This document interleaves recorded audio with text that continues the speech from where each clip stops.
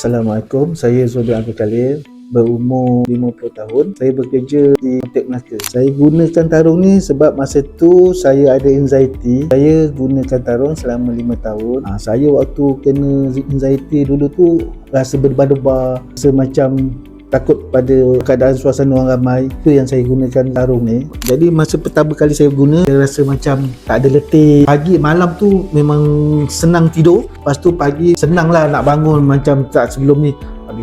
Sejak saya pakai sampai sekarang saya tak pernah buka. Sebab bila saya tanya ustaz yang saya buat rawatan tu, saya boleh tahu yang awak ni bukan datang seorang, awak ada berdamping dengan sama macam tu.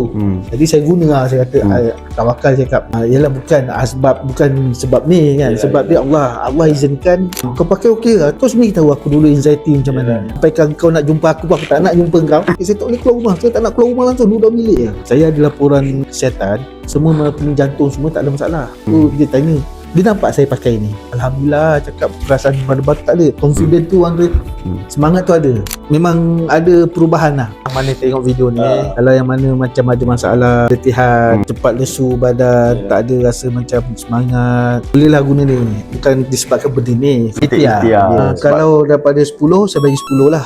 Okay guys, so itu sahaja membual kita hari ni. So kepada mereka yang belum beli lagi, pergi beli jam sekarang Vortex, ataupun nak beli yang berestok pun boleh. Sekarang ni tengah ada stok.